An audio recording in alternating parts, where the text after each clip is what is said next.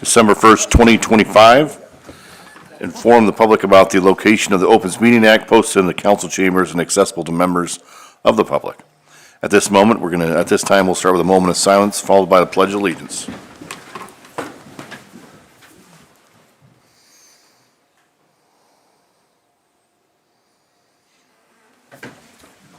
Pledge allegiance to the flag of the United States of America and to the republic for which it stands, one nation, under God, indivisible, with liberty and justice for all. Roll call, please. Greenquist. Here. Arns. Here. Webb. Here. McCarthy. Here. Beckman. Here. Jensen. Here. Langy. Here. Hildebrand. Here. Mayor. Here. All right, we'll open this meeting with public comment. We need to remind of the rules, how that works. We have, oh, there it is. 5 minutes per individual who wants to come up, unless you're Santa. Then it's a little bit different. So we'll start there. I'm not signing in, no. Well, I think everybody knows who you are. We know your address.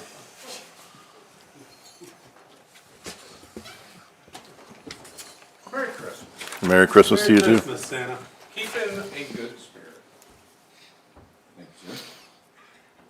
Yeah, that's probably appropriate for you. And remember,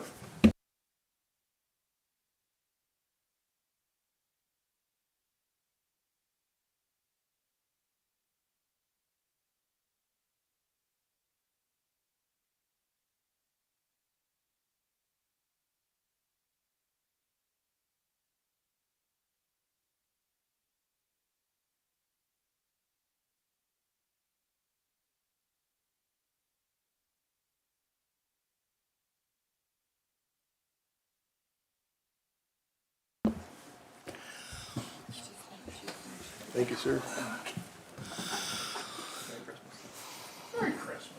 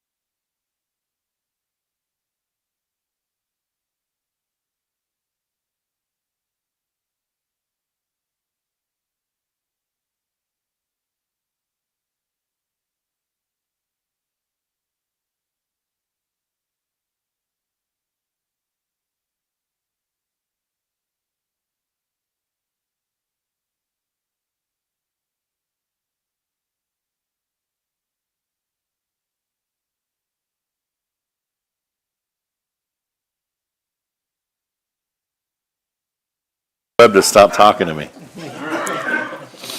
Couple more stops, and then I'll leave because if you all do stay.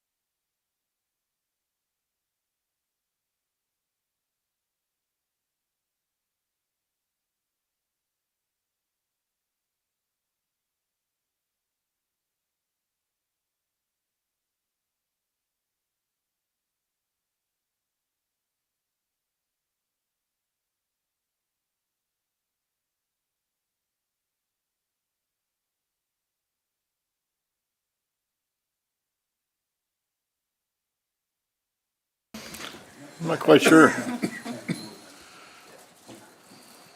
Jim McKenzie.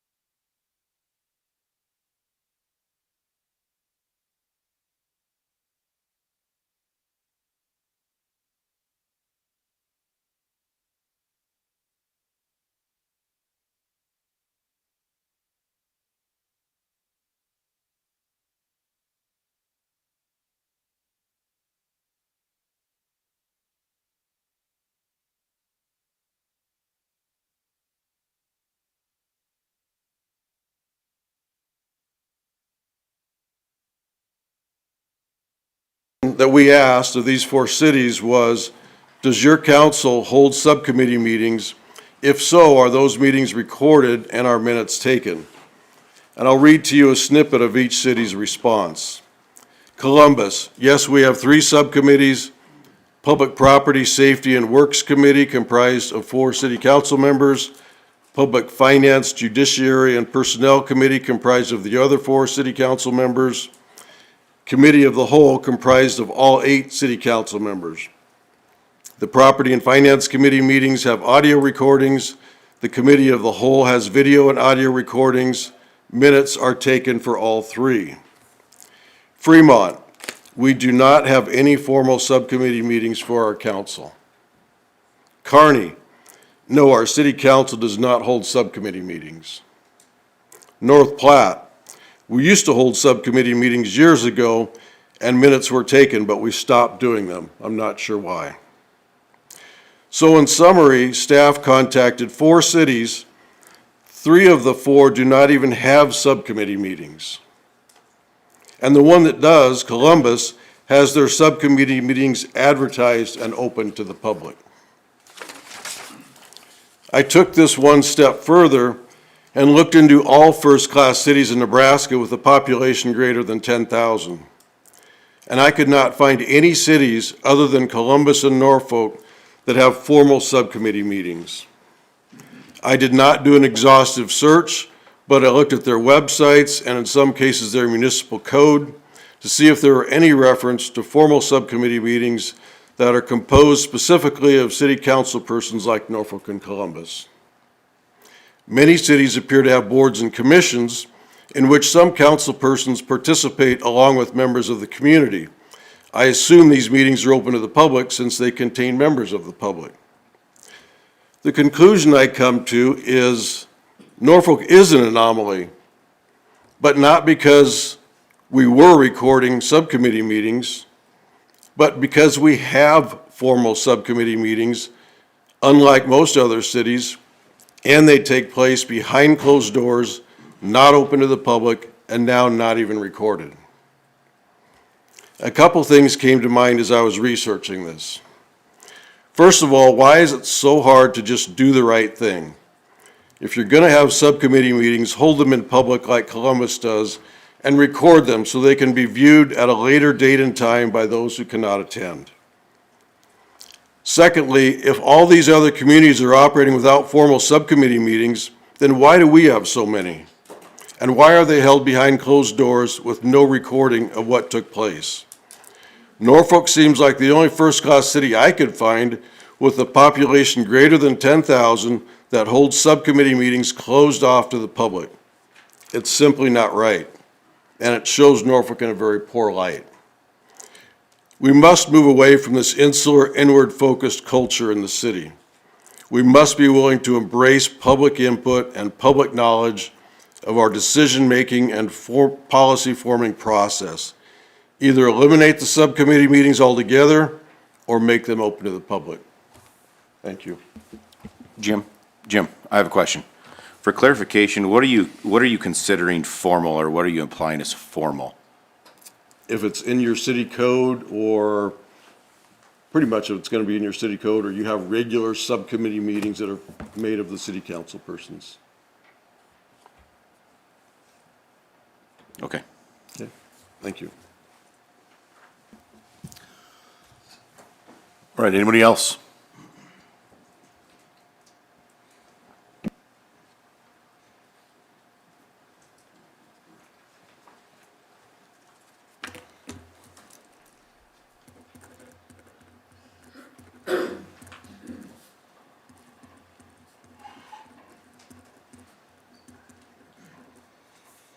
Bruce Mills. I live at 706 North Box Elder. And our property there is the end of the line for the storm water that comes through before it drops into the outfall that goes down into the gate, which goes into the main flood control.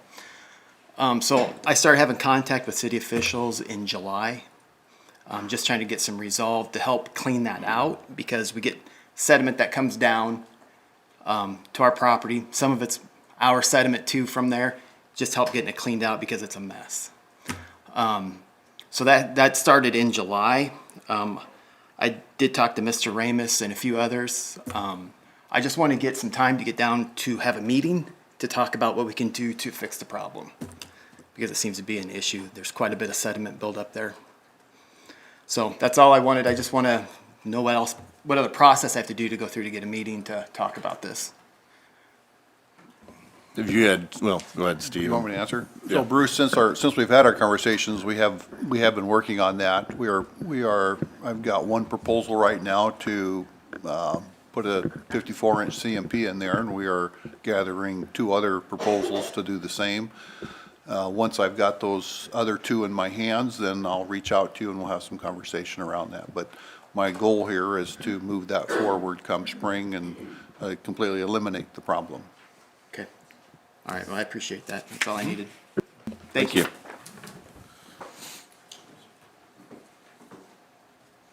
Anyone else want to come forward? Okay, well, seeing none, we will move on to the rest of our agenda. I need a motion to get approval for the consent agenda, removing items number 17 and 18 and placing them on the regular agenda. So moved, Your Honor. Second. Any motion second, please vote.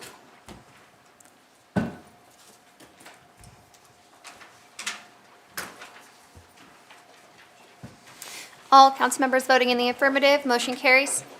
All right, move on to approve the full agenda, including 17, 18 into the regular agenda. I'll make a motion to approve the full agenda. Second. Motion to second, please vote. All council members voting in the affirmative, motion carries. Okay, on to public hearing and related action. This time we'd ask for a motion to adjourn as mayor and city council and convene as the Board of Equalizations for item number 22 through 26. So moved. Second. And motion second, please vote.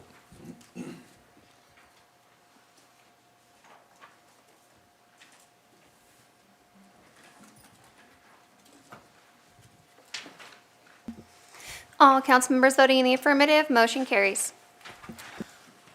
So I will start off with item number 22, public hearing for the Board of Equalization to hear the equalization special assessments for paving district number 521. Start with Steve. Mayor and council, thank you. Before you here is the final assessment calculations as a function of the request for paving District 521, Norfolk 140 subdivision. The assessments were requested by that developer. The assessments are, all the assessments are to that developer. The total cost of the project for paving was $2,802,399.41. Budding property non-assessable, the intersection costs were $95,000, oversized storm sewer $95,000, Total assessable cost on the project, $2,511,925.66. On the back side of that, you can see the calculations for oversized storm sewer. Per city code, anything over 24 inches is defined as oversized. So we go through a calculation there, and it calculates what we are going to consume for that. The assessments, there's 3 lots that are being assessed. It's Lot 1, Lot 2, and Lot 3 of that subdivision. Outlot A is a storm sewer retention facility, and so we do not assess that. Any assessment that would occur to that as a function of the linear footage adjacent to the project is consumed by the other 3 lots. The assessments have been shared with the developer, and they did not have any comment.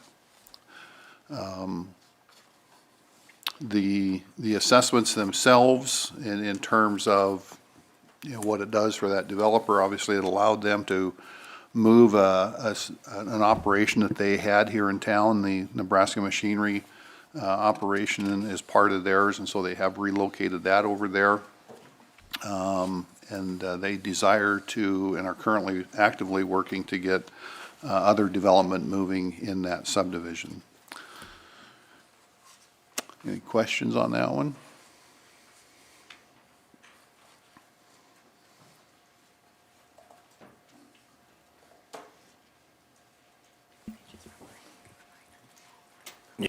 Right, so instead of closing for each one of these items, we're just gonna keep it open, so we can talk, we'll go into item number 24, public hearing for the Board of Equalization, purely equalized special assessments for water extension district number 128. Yeah, in front of you, Mayor and Council, are the final assessment calculations for the Norfolk 140 subdivision. Again, they also requested District 4 water and sewer. I'll go through the water one here, which is item number 24. Total costs on that project are $333,515. There was a small amount of oversized on that in the amount of $20,086.48 for a total assessed project cost of $313,428.52. The oversized calculation there is included. That develops that $20,086.48. The same here, it's Lot 1, 2, and 3, and we are not assessing Lot A. The total cost of the assessment is rolled into lots 1, 2, and 3. The assessments were shared with the developer, and the developer had no comment. All right, item number 26, public hearing for the Board of Equalization to hear the equalization special assessments for sanitary sewer extension district number 255. Sewer Extension District 255 is the sanitary sewer extension district as part of the Norfolk 140 subdivision. Again, the developer requested sanitary sewer district.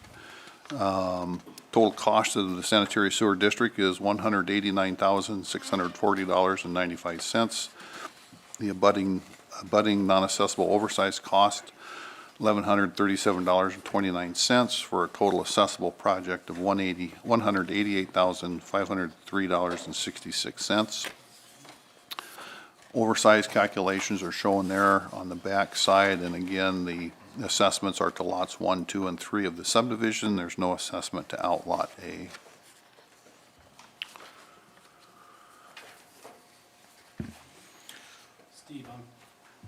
Steve, on page 126, when it says engineering at $17,828.90, is that the engineering fees for the project, or?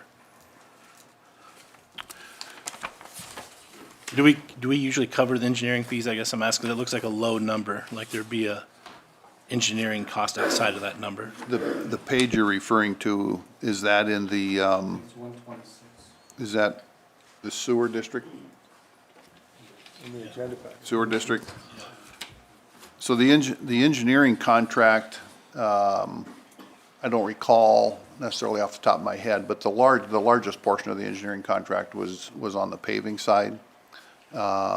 Typically, that comes in as a single contract, and then we divide that up proportionally based on the cost of the project into sewer, water, and paving.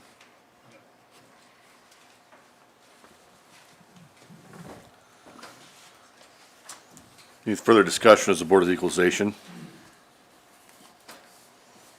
I'd like to have a motion to close. What's that? Oh, any public comment as we're open as the Board of Equalization at this time? All right, seeing none, I'd like to have a motion to adjourn as the Board of Equalization and reconvene as mayor and city council. So move, Your Honor. Second. I have a motion and a second. Please vote.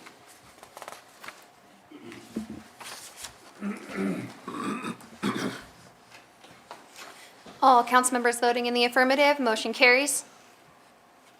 All right, that brings us to item number 23, consideration of approval of ordinance number 5958, leveling special assessments in paving district number 521. I'll offer for consideration the approval of ordinance number 5958. Second. Any discussion? I don't think you really, I mean. Mayor and there's no Council, questions. I just point out, Mayor and Council, this is a 10-year assessment. Should the developer choose to pay off any one of those assessments among the 3 lots, there is a 0.91% reimburse or deduct to the assessment, which is a cost that we would not have to incur for the underwriting fees and bonding costs.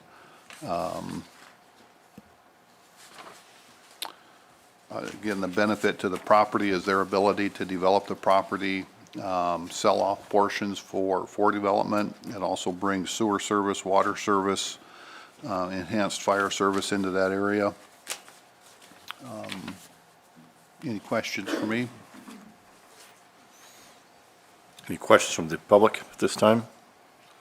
All right, seeing none, short title, please. An ordinance levying special assessments upon the lots, parts of lots, lands, and real estate abutting upon and adjacent to and specially benefited by the improvements in paving district number 521 of the city of Norfolk, Nebraska, to defray the cost of said improvements and to provide for the publication of this ordinance in pamphlet form. All right, please vote.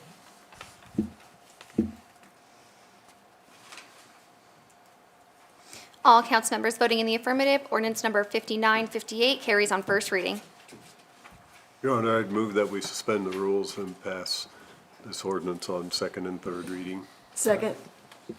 You have a motion and a second. Any discussion? All right, seeing none, please vote.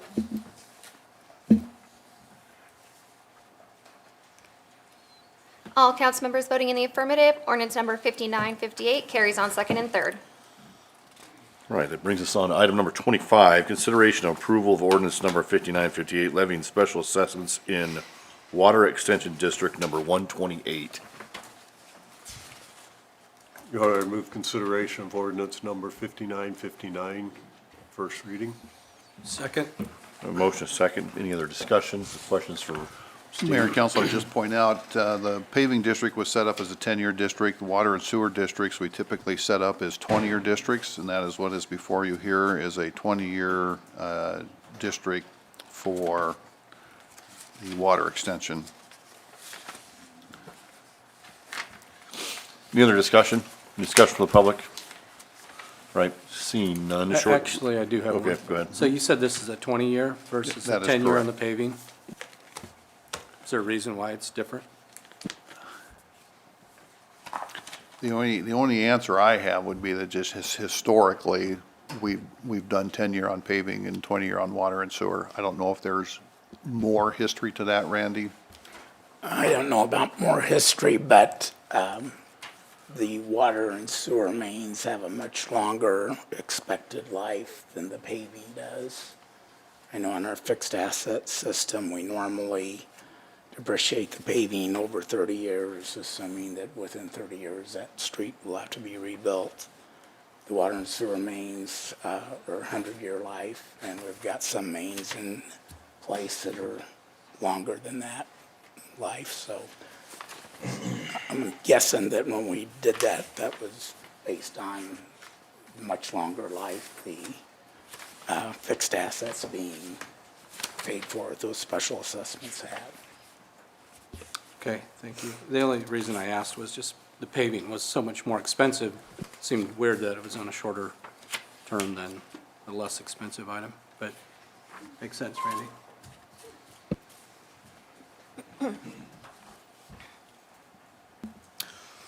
All right. Short title, please. An ordinance levying special assessments upon the lots, parts of lots, lands, and real estate abutting upon and adjacent to and specially benefited by the improvements in Water Extension District Number 128 of the City of Norfolk, Nebraska, to defray the cost of said improvements and to provide for the publication of this ordinance in pamphlet form. Okay, please vote.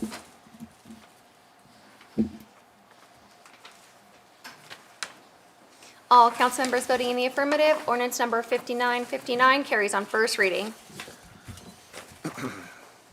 I'll make a motion that we suspend the rules and pass on second and third. Second. We have a motion and a second. Any discussion? Seeing none, please vote.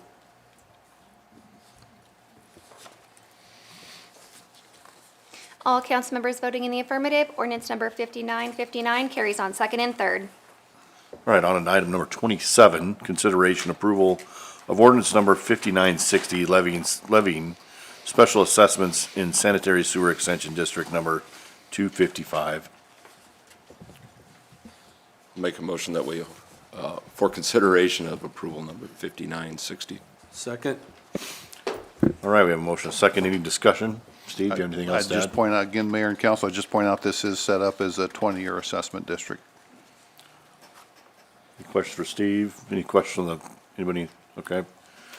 Seeing none, short title, please. An ordinance levying special assessments upon the lots, parts of lots, lands, and real estate abutting upon and adjacent to and specially benefited by the improvements in sanitary sewer extension district number 255 of the City of Norfolk, Nebraska, to defray the cost of said improvements and to provide for the publication of this ordinance in pamphlet form.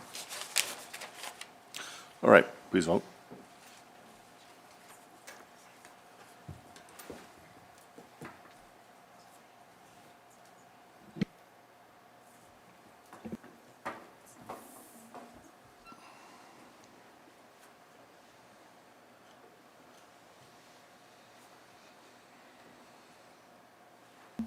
Okay, and it looks like my system just went down, so this will have to be a verbal roll call.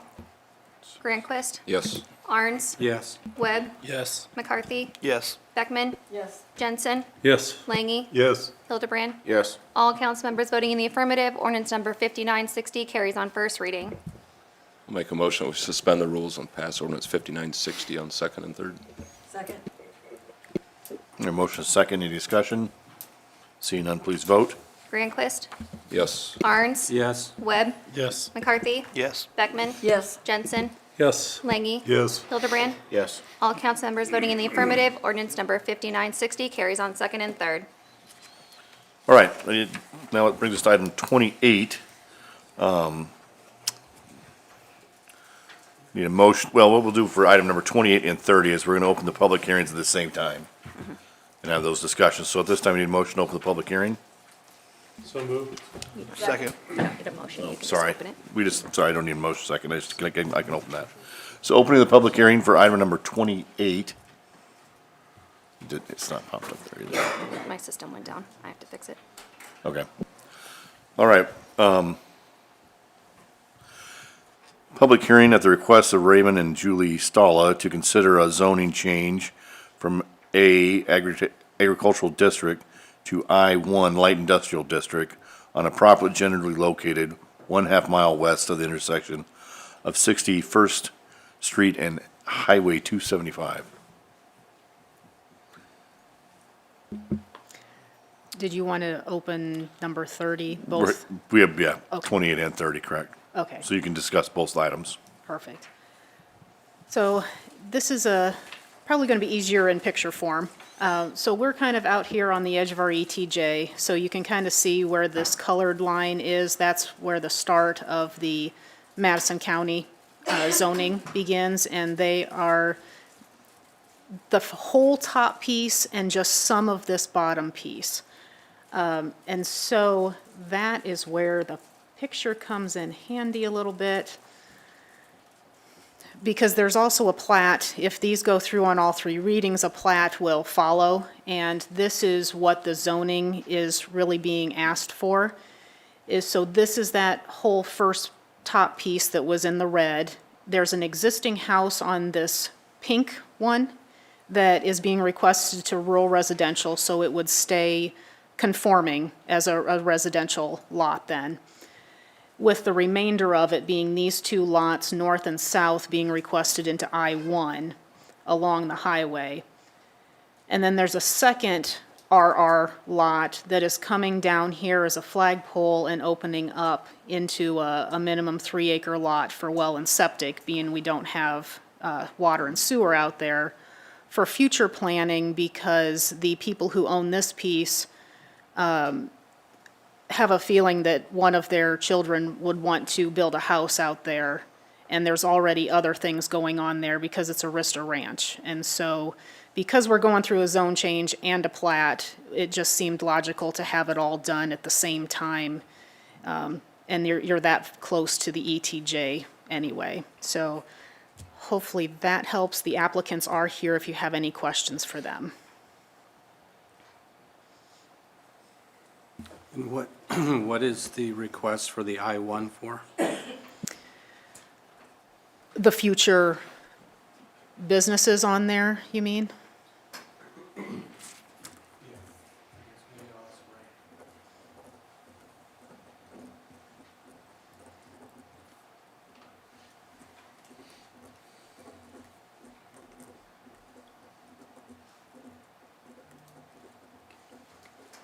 Good evening, my name is Ray Stala, and we're requesting the zoning change. Basically what we're doing is the highway frontage we're selling to one individual along with that existing house.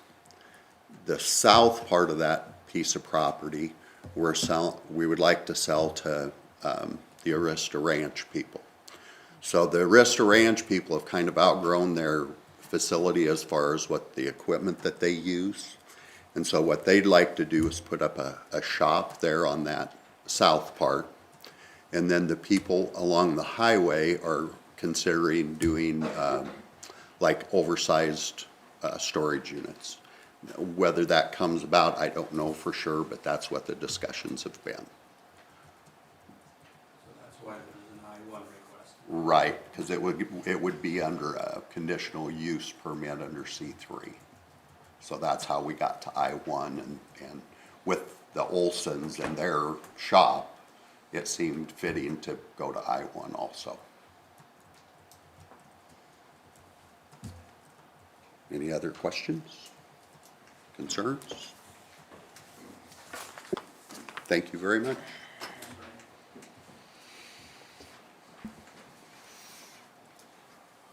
Any further discussion? Anybody else have questions? Okay. Planning Commission report, please.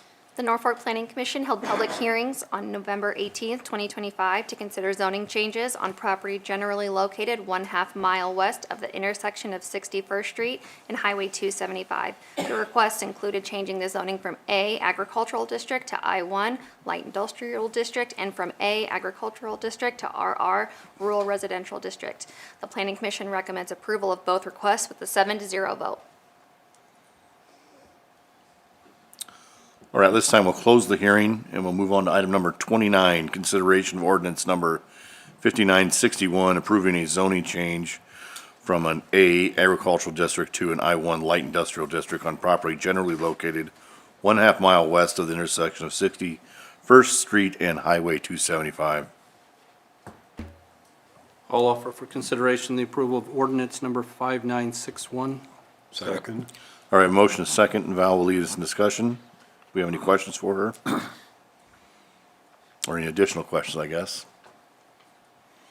All right, I see we're not gonna have any questions. Any questions from anybody here? All right, short title, please. An ordinance of the City of Norfolk, Madison County, Nebraska, amending the zoning district map of the City of Norfolk, Nebraska, providing when this ordinance shall be in full force and effect, and providing for the publication of this ordinance in pamphlet form. All right, please vote.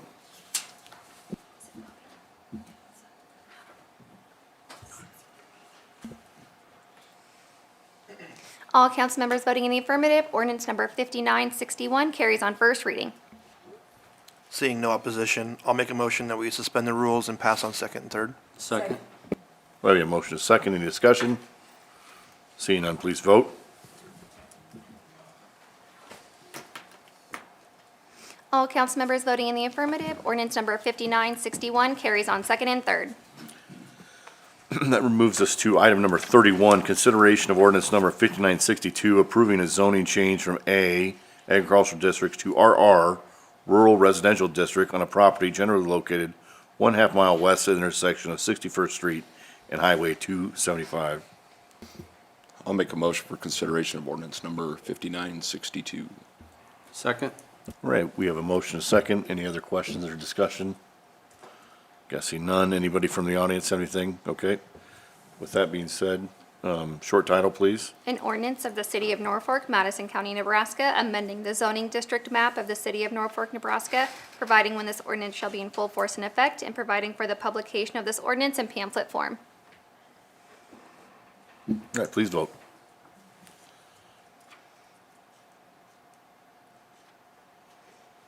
All council members voting in the affirmative, ordinance number 5962 carries on first reading.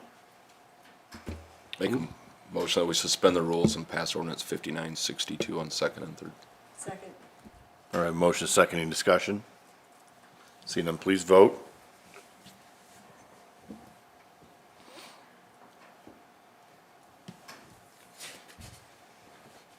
All council members voting in the affirmative, ordinance number 5962 carries on second and third. All right, that moves us to item number 32, consideration of resolution 2025-68, approving the final plat of Arista Ranch addition.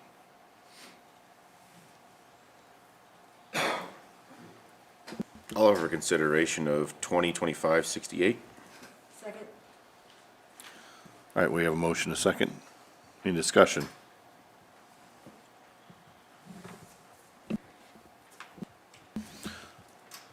Seeing none, please vote.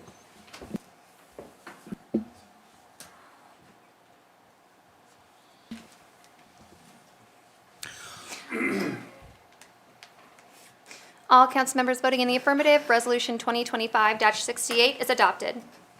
All right, moves us to item number 33, a public hearing at the request of Jennifer Wynett to consider a zoning change from agricultural district to RR, rural residential district, on property addressed at 3106 North 25th Street.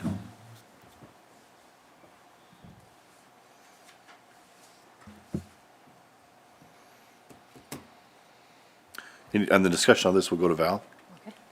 Thank you. I brought this property up. We are at Eisenhower down here at this southern cyan line, and the property in discussion is the outlined in red. It's about 19-some acres currently in ag, and they wanted to split that in half so that it could be more easily sold. And so they wanted to go kind of east and west with the properties, because there is, you can see an existing house on here, and then this back acreage back here. So the plat will have a flag lot going along the north to remain access to this back lot. Because they wanted to split it, it's no longer large enough for ag, being 40 acres minimum in ag, so we're doing the zone change to RR and the plat at the same time so that they can easily sell this off, because they do have someone wanting to purchase the western portion of it. And just for reference, where is our 2-mile jurisdiction end on this property? It's closer on this than the previous one, so Eisenhower is our city limits line. So it's about 3.5 to 3/4 mile. Yeah. Because it's right here.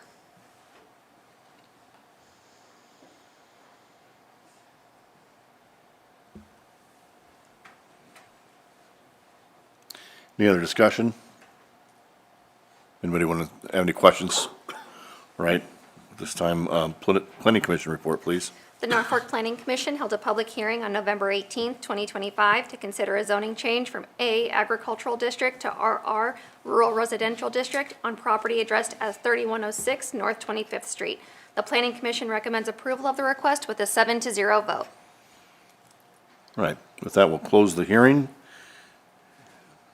We'll move on to item number 34, consideration of ordinance number 5963, approving a zoning change from Agriculture District to RR Rural Residential District on a property address as 3106 25th Street.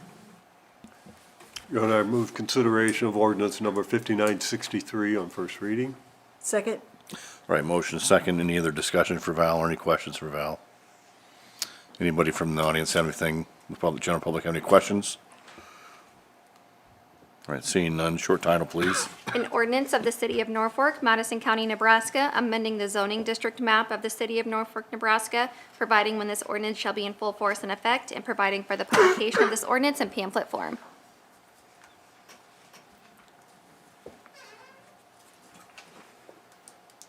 Please vote, sorry. Please vote. All council members voting in the affirmative, ordinance number 5963 carries on first reading. I would make the motion that we suspend the rules and pass ordinance number 5963 on second and third. Second. We have motion second, any discussion? Seeing none, please vote.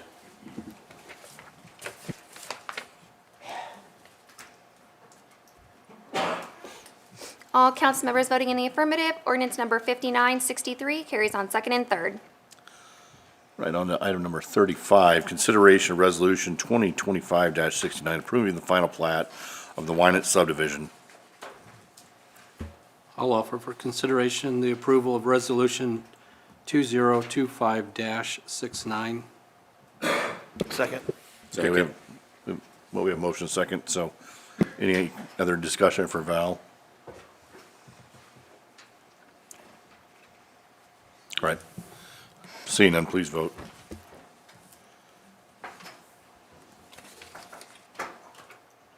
All council members voting in the affirmative, resolution 2025-69 is adopted. All right, we'll move this on to our regular agenda tonight. Instead of starting at 36, we're going to move back to item number 17. Consideration of approval to advertise for bids for downtown Norfolk lighting. Festoon lighting. I'm going to be abstaining from this vote, just with owning property downtown. I don't get the perception that I'm doing anything to benefit myself, so.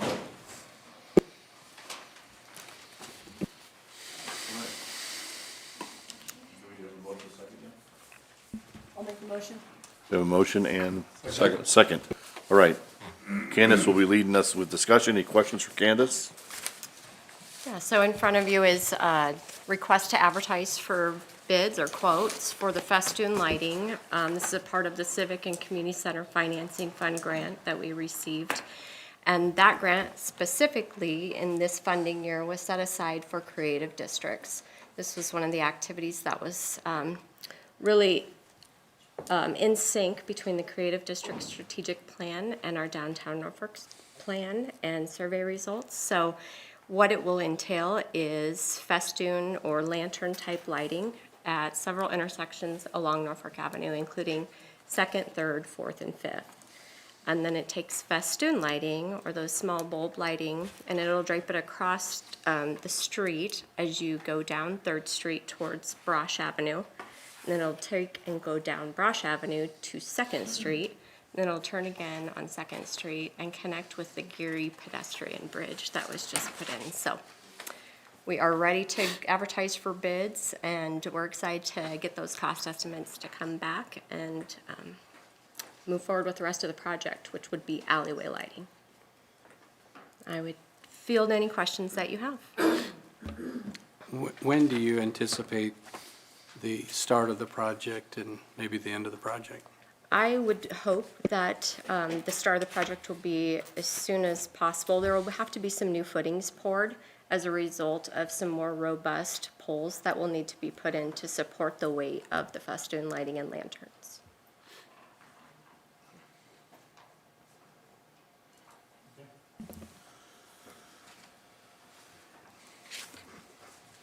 All right.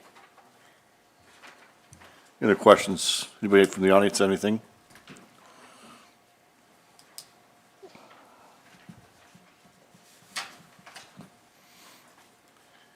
Jim McKenzie, I just have a question. Do we have an operational and maintenance budget for this? And if so, where will that come from in our budget? Right. Candace, can you address that, please? Sure. So we have engaged heavily with the Vehicle Parking District, the Downtown Norfolk Association, and the Creative District on this project. Just because the Creative District helped us get that grant, we knew that the long-term maintenance of it was going to need to be pulled into the city somehow. And so staff has given updates at BPD meetings, and the Vehicle Parking District understands that if there's a insurance claim or if there's something associated with the damaging of the festoon lighting or even the downtown sign, that will be a part of the ongoing maintenance cost.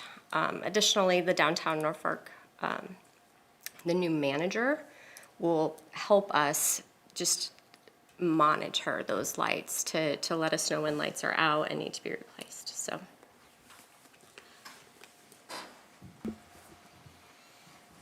Any further questions? Any further discussion?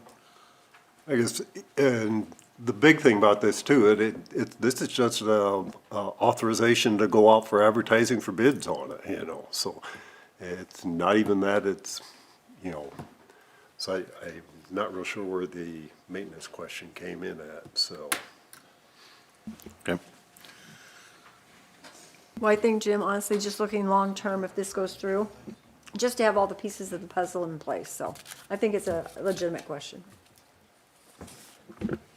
Just around that too, this will replace some existing streetlights that are in that area as well. So from a power perspective, I don't see this requiring more power than what is currently there.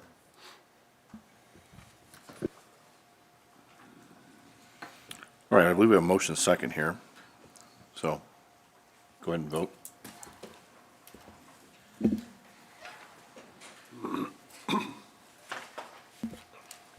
Voting in the affirmative, McCarthy, Grandquist, Arns, Jensen, Lengy, Hildebrand, Beckman, abstaining, Webb. Motion carries. All right, move on to item number 18, consideration of approval to advertise a request for proposals, RFP, for the finishing and construction of the downtown gateway sign to be placed on Norfolk Avenue between 8th and 9th Street. Move consideration. Motion second. Candace will lead in discussion, please. Yeah, so this is another part of the Civic and Community Center Financing Fund grant. This will help with associated costs as it relates to constructing a gateway sign that'll span Norfolk Avenue between 8th and 9th Street. So we've seen a lot of attention on the east side of downtown. This is going to really be a gateway or an opening, an introduction to our downtown from the west side. And so we've engaged with a company called Merge to help facilitate the design process as a part of this. They started out with 3 designs and did a community survey. We got a lot of great feedback from the citizens on what they liked and didn't like, pros and cons from the various designs that were presented. And then they came back with a 4th design, which you'll find in your council packets, which we're moving forward with a request for proposals. Any questions on that? It'll be great. It'll be a great project, so we're looking forward to seeing it implemented. Ready, any additional questions for Candace? Members of the public, any questions? Okay.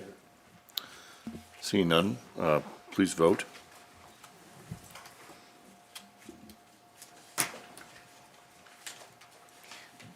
Voting in the affirmative, McCarthy, Granquist, Arns, Jensen, Lengy, Hildebrand, Beckman, abstaining, Webb, motion carries. Right, we're on to item number 36 of the regular agenda. Consideration of ordinance number 5964, creating paving district number 523, providing for paving of 23rd Street connecting Omaha Avenue to Michigan Avenue. I move for consideration of ordinance number 5964. Second. All right, we have a motion second. Steve, please lead us in discussion on this. Yeah, Mayor and Council, we received a request for a paving district here to construct 23rd Street. That is what is before you. The particular owner requesting the district owns the adjacent 69% of the adjacent property. As we put this together and develop numbers around this district, which are right around 965,000 and $963,752 is the estimate on this.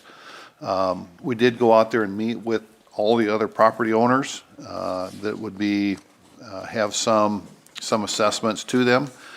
They all saw the benefit of the project and didn't have any subsequent questions for us. And so in presenting the request for the paving district, the property owner or the developer of this has already put the water and sewer in on their own expense and are just requesting the paving district.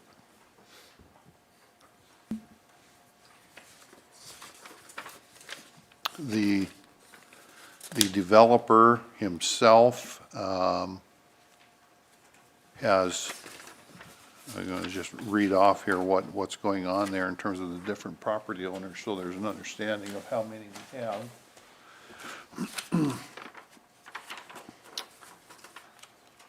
There is one,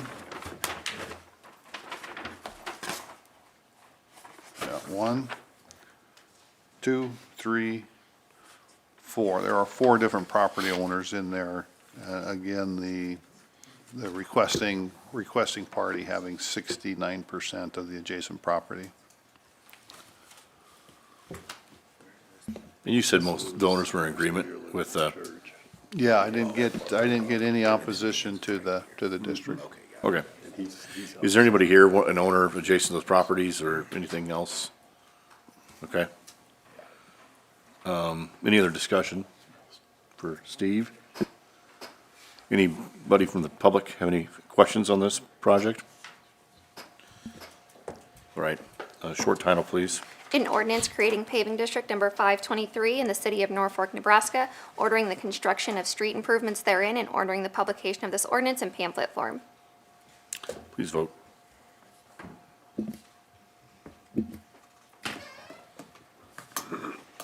All council members voting in the affirmative, ordinance number 5964 carries on first reading. I'll make a motion to suspend the rules and wait and approve the second and third readings. Second. All right, we have a motion second. Any discussion? Seeing none, please vote.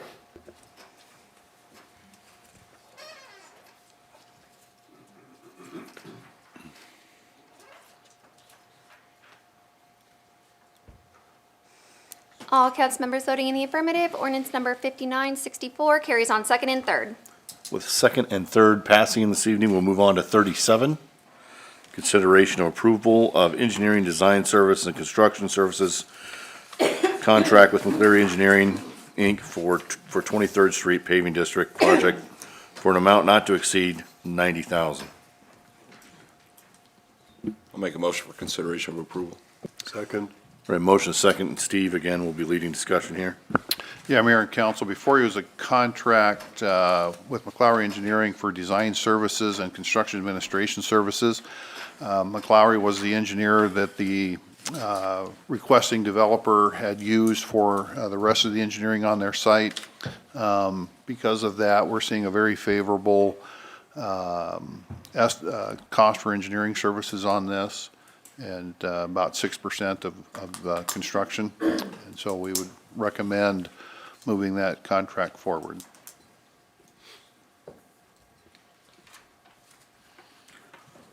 Any additional questions for Steve? Any discussion in public? All right, seeing none, please vote.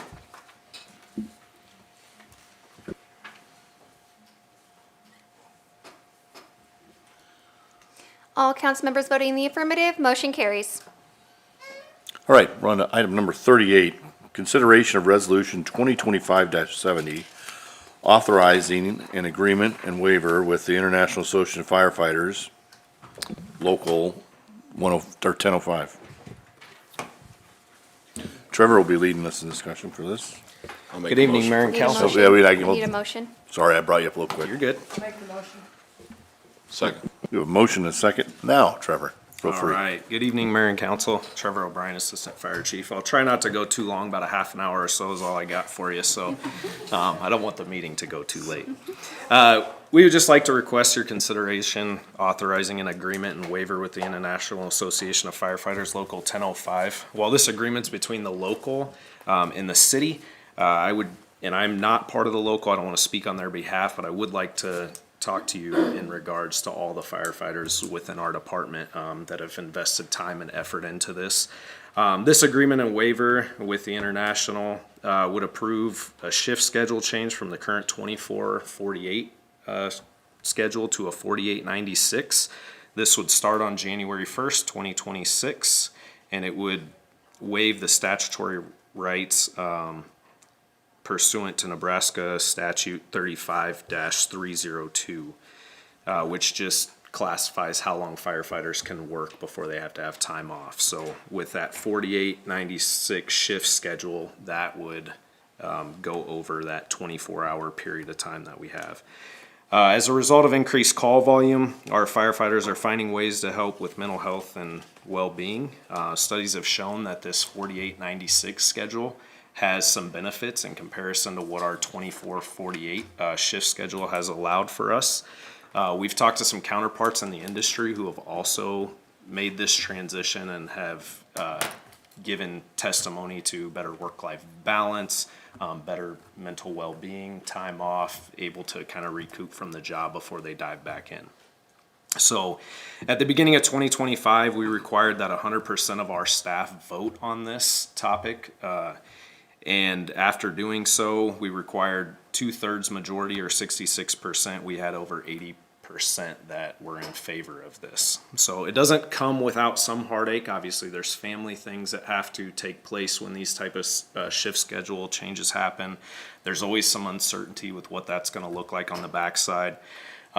But with that, we formed a committee in March, started discussions, how we're going to navigate this process, what this looked like when we transitioned. We feel like we've done our due diligence to try to investigate what that's going to be.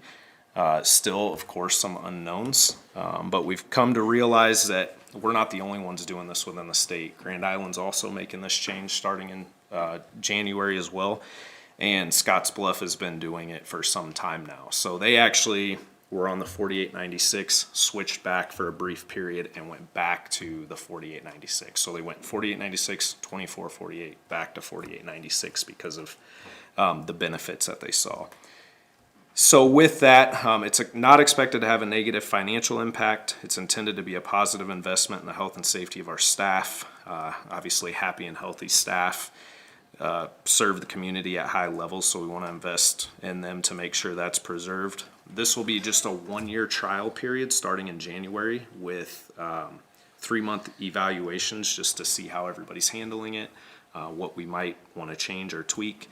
And then we do have a fallback plan if those tweaks don't help with that process. So if we have to go back to 24/48s, we will. It won't be a problem. So with your support and approval of this agreement, waiving this statute, that would allow us to enter into that work schedule come January. So I guess with that, if you have any questions.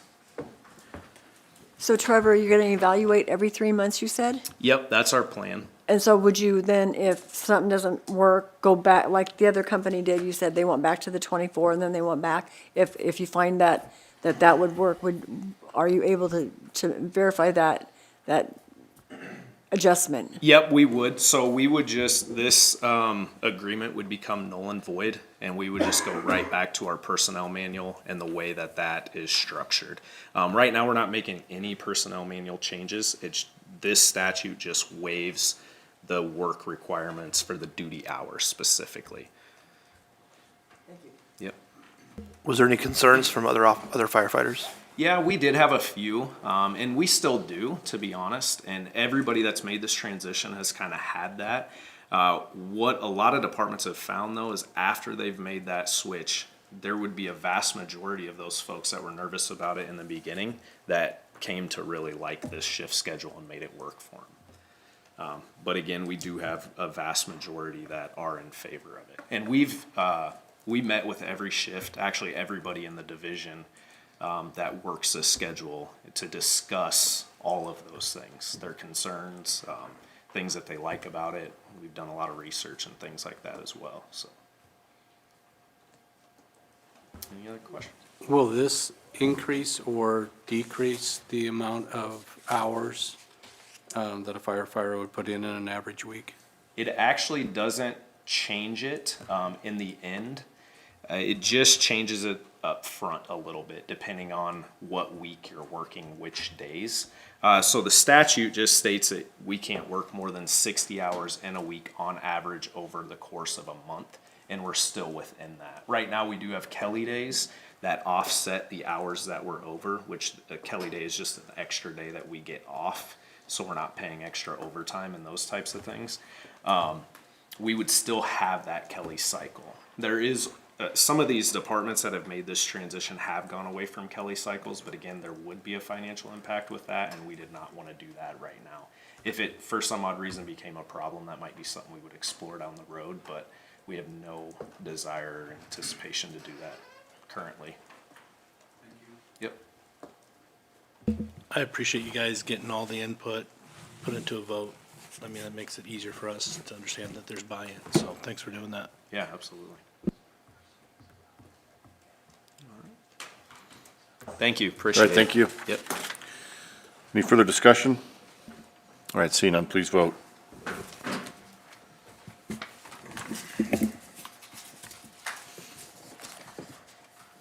All council members voting in the affirmative, Resolution 2025-70 is adopted. With that, we are adjourned.